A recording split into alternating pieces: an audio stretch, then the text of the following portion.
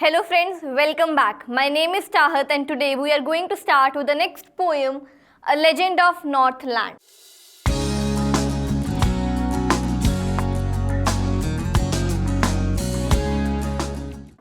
Now let's begin with the introduction of the poem. A Legend of Northland is a ballet. A ballet is a poem narrating a story in short stanzas and in the poem all the stanzas comprise of 4 lines. मतलब कि एक छोटी सी story है, हमने जो poem के form में present की है और हर एक पैराग्राफ जो हर एक स्टैंजा है उसके अंदर कितनी लाइन्स है, सिर्फ 4 लाइन्स होती हैं.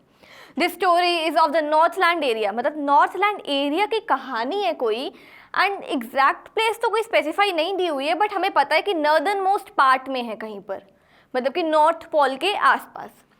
Legend means a historical story, one which is a very old and has been passed on from generations to generations.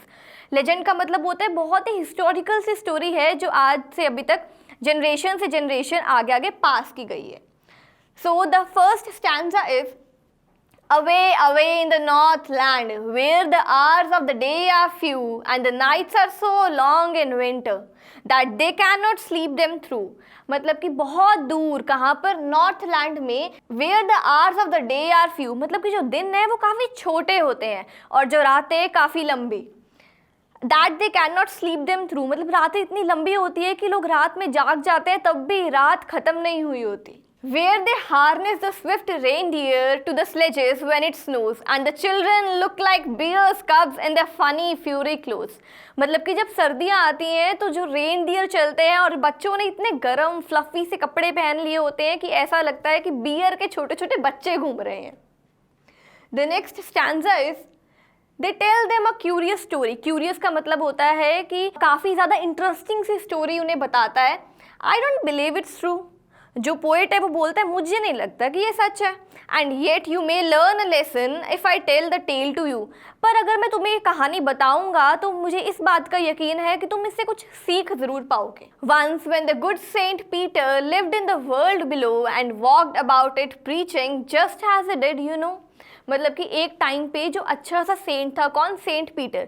जो सेंट पीटर था वो जीसस क्राइस्ट के फॉलोअर थे, उनके प्रीचर थे. तो उसने बोला है कि जब वो नीचे रहते थे और वॉक्ड अबाउट प्रीचिंग, मतलब कि अपना जो पीस और हार्मनी का प्रीच करते थे पूरे वर्ल्ड में, just has he did, you know, मतलब जैसे तुम्हें पता है कि वो करते हैं. He came to the door of a cottage, एक छोटे से कॉटेज के डोर के पास वो आए. In traveling around the earth, जब वो पूरी अर्थ पे घूम रहे थे. Where a little woman was making cakes and baking them on the hearth.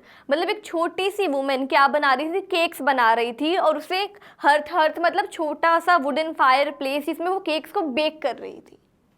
The next stanza is, And being faint with fasting for the day was almost done, he asked her from her store of cakes to give him a single one.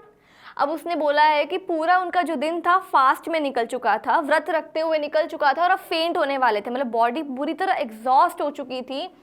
तो वो जब पूरा दिन निकल जाता है तो उस लेडी को बोलते हैं कि अपनी जो तुम्हारे पास स्टोर है ना केक्स का, उसमें से मुझे एक सिंगल दे दो. So she made a very little cake but as it baking lay. उसने बोला है कि उसके पास इतने सारे केक बने पड़े थे पहले से, लेकिन जब सेंट पीटर ने उनसे मांगे तो वो अचानक और बनाने लगी. She looked at it and thought it seemed too large to give away.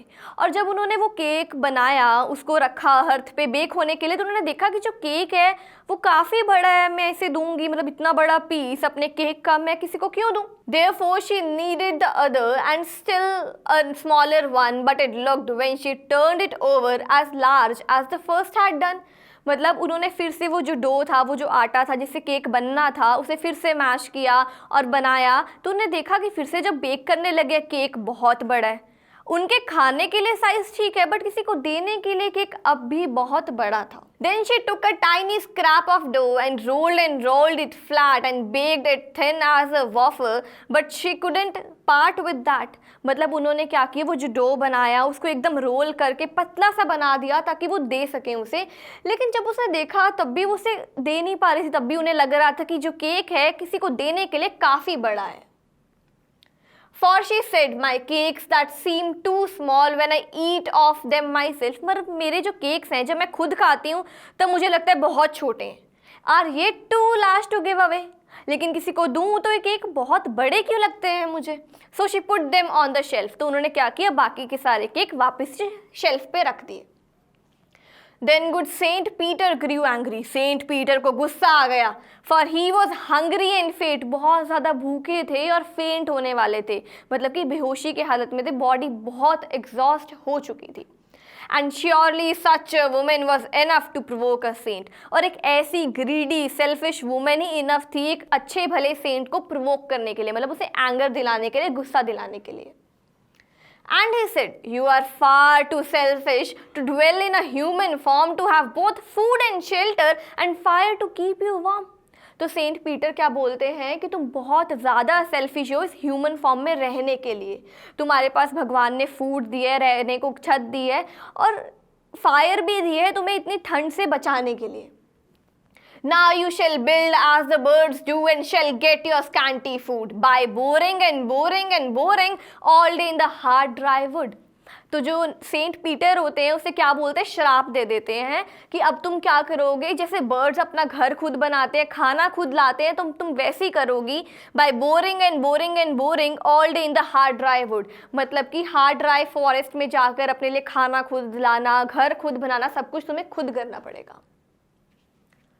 Then up she went through the chimney, never speaking a word, and out of the top flew a woodpecker, for she was changed to a bird. तो जैसे ही Saint Peter ने उसे शराब दिया तो क्या वो chimney के ऊपर से निकल के, वो लड़की कुछ बोल भी नहीं पाई, वो वुमेन कुछ बोल भी नहीं पाई और वो बर्ड वुडपेकर बन गई और वो उड़ गई। And out of the top flew a woodpecker, और टॉप से वुडपेकर बन के वो उड़ गई, for she was change to a bird. She had a scarlet cap on her head and that was left the same.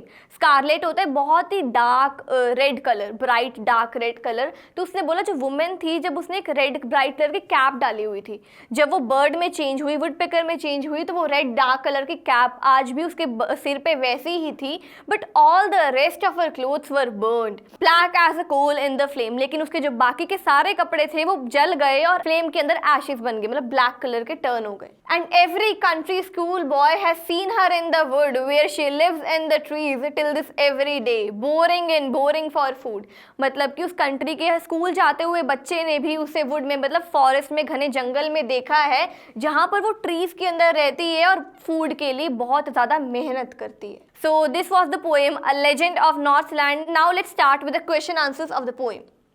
The first question is, which country or countries do you think the Northland refers to? मतलब कौन कौन से country या countries हैं जो Northland में आते हैं? जो the region around the North Pole which is extremely cold, मतलब कि North Pole के अराउंड वाला रीजन जहाँ पे बहुत ज़्यादा सर्दी पड़ती है वो Northland में आएगा। और कौन से कंट्रीज आ जाएंगे? Russia, Canada, Greenland, Norway etcetera. The next question is, what did Saint Peter ask the old lady for? जो सेंट पीटर है old lady से क्या मांगते हैं? What was the lady's reaction? और लेडी का रिएक्शन कैसा होता है? Saint Peter asked the lady to give him a cake as he was hungry. Saint Peter उसे केक का एक पीस मांगती हैं क्योंकि वो बहुत ज़्यादा भूखे थे। The lady did not give him a cake out of the ones that she had baked. मतलब जो केक वो पहले से बेक करके रखे हुए थे उनमें से कोई भी एक केक का पीस नहीं देती है। Instead she baked a smaller one for him. बल्कि वो क्या करती है, एक छोटा सा केक बनाती है उनके लिए अलग से। How did he punish her? जो सेंट पीटर है उस लेडी को कैसे पनिश करते हैं? He punished the selfish lady by turning her into a woodpecker bird that had to bore into the dry wood all day to get some food and shelter. जो Saint Peter है उस selfish lady को किस में बदल देते हैं? Would पैकर के अंदर, और उसे क्या करना पड़ता है? ड्राई वुड के अंदर बोर करना पड़ता है पूरे दिन ताकि उसे खाना मिल सके और रहने को छत मिल सके। How does the woodpecker get her food? और जो woodpecker है अपना खाना कहाँ से लाती है? The woodpecker gets food by boring holes in the wood. जो wood के अंदर वो holes बोर करती है वहाँ से वो अपना खाना लेकर आती है।